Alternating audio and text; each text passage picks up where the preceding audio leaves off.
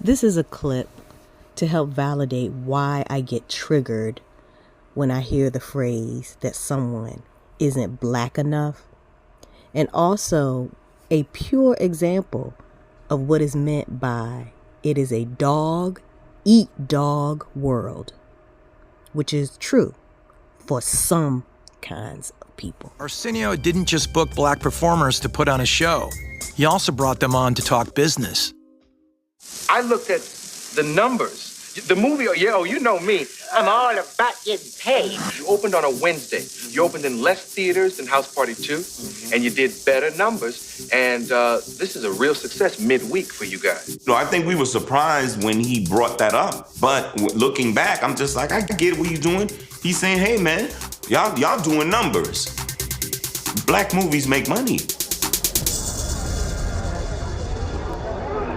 From my first meeting with him, Arsenio talked about inclusivity. That was important to him. But shortly after the show became a success, she started hearing from the black community. The show isn't black enough. It doesn't hire enough black people. The show did have a number of black people on the staff, for sure. But in the key position of producer, showrunner, no, that was a white woman. The writers were a mix, black and white. The talent department, we had at least one black woman there. I know there were other people, spread throughout the show who were. Former president of the Los Angeles chapter of the NAACP, Willis Edwards, and film director Spike Lee publicly take a swing at Arsenio as an Uncle Tom. In the media, he punches back, but the attacks sting and will soon redirect the career trajectory of the young late-night star. Ajax ain't with me. Look at me. The world may be less threatening, but it is also, I believe at the moment, less stable, and there is a great deal of uncertainty in the world. The early 90s saw many firsts for black Americans. Colin Powell is named chairman of the U.S. Joint Chiefs of Staff.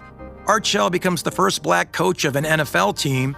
And Frederick Drew Gregory is the first black person to command the space shuttle.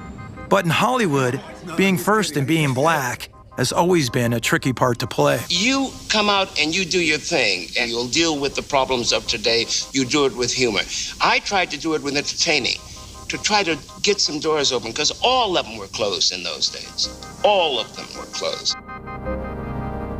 And despite claiming to want his show to be inclusive, Arsenio is attacked for not doing enough.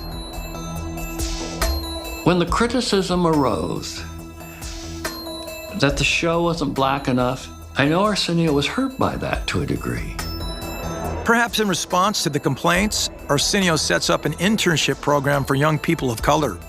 One of his first interns is a headstrong USC film student named John Singleton. He may have been asked at one point to Xerox some stuff. And he went, no, that's not what I do. It became a famous story right then within the show. And then when he did Boys in the Hood, it became an even more famous story. Good for him, and God bless him. It's on Arsenio's Stage 29 that Singleton meets Ice Cube, who he will one day cast as the up-and-coming rapper in his groundbreaking debut film, Boys in the Hood.